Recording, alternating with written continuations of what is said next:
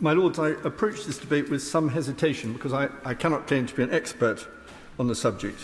And your Lordships have heard so many well-informed and often moving speeches on both sides of the argument today, and I shan't be able to add to that body of knowledge.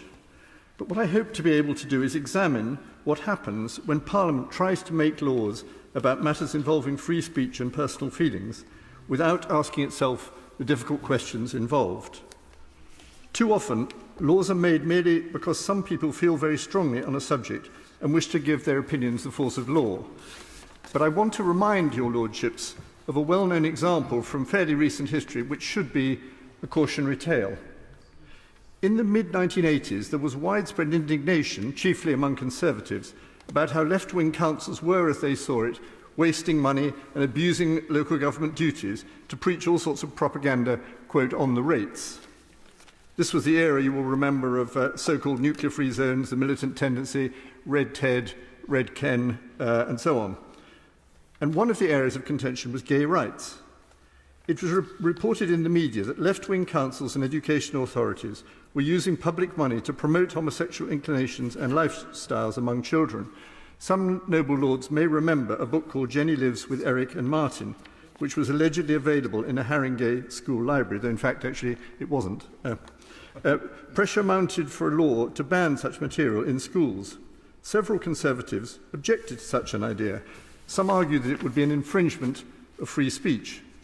Others pointed out that there was no need for legislation on the subject because existing new laws, which gave greater powers to parents and governors, would deal with the problem. No, said the supporters of a possible bill. The offending councils and educational authorities were using the rubric of equal opportunities to smuggle in works which, as one put it, eulogised for 15-year-olds precisely the kind of homosexual acts that give rise to AIDS.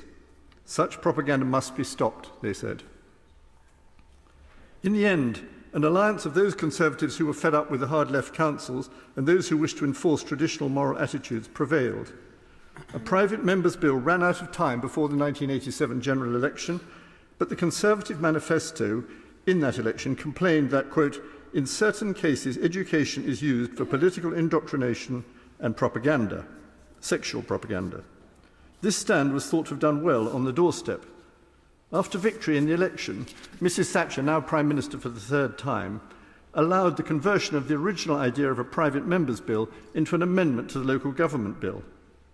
Hence, the famous, indeed notorious, Section 28 was born. It forbade, quote, the teaching in any maintained school of the acceptability of homosexuality as a pretended family relationship. There was private consternation within government at this, with some ministers complaining that Section 28 would, quote, proscribe the mere expression of opinion, and others that it would, quote, simply not work. There was public outrage too. In the debate in your Lordship's House, 8 lesbians abseiled from that gallery down to the floor of this House. And it was probably Section 28 which galvanised the British gay rights movement, leading, for example, to the rise of Stonewall in this country. And I should also add that there were no successful prosecutions under the Act. It was repealed in 2003. So it can be said that the whole thing was a failure. And as the noble Baroness Lady Hunt has testified, it did a considerable amount of damage. Your Lordships will have quickly spotted where my argument is heading. It is that attempts at banning so-called conversion therapy risk becoming the mirror image of Section 28. This bill contains many of the same problematic elements.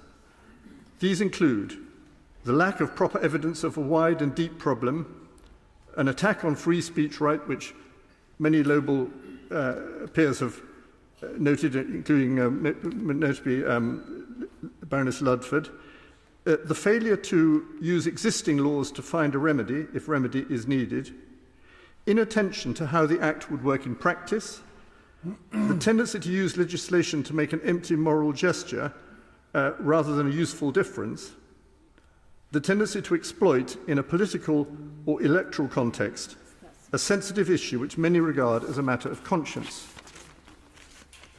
Well, now, if, as many expect, another party holds the majority in another place before the end of the year, we may even encounter the same shift from a private member's bill to a government measure, which happened in 1987.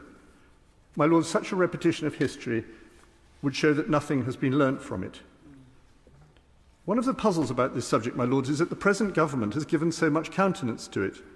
Since 2017, in various incarnations and under 3 prime ministers, it has meekly accepted the contentious idea that conversion therapy is a defined reality and a threat. And it has also elided, without understanding the arguments, questions of sexual orientation and questions of gender identity. It's in a muddle and it does not know what to do. And I think this confusion derives in part from its feelings of inherited guilt over Section 28. Surely, my Lords, the best way to assuage such guilt is for the government not to replicate, on one side of the argument, the mistakes its predecessors made on the other. And I feel I can advise this with some confidence because I hereby confess my own error on Section 28, which I supported in the paper I edited at that time. Because I shared the dislike of left-wing councils using schools for propaganda, I was impatient of the practical difficulties involved in the legislation. And I also underrated the sense of threat that laws of this nature can carry with them, which Noble Baroness Hunt has referred to. Then, many gay people felt threatened. Now, with this bill, it is parents, church people, and some professionals in the field who feel threatened. I've studied the story of Section 28, and I hope I've learnt my lesson, and I now apply it more than 30 years later by arguing against this bill today.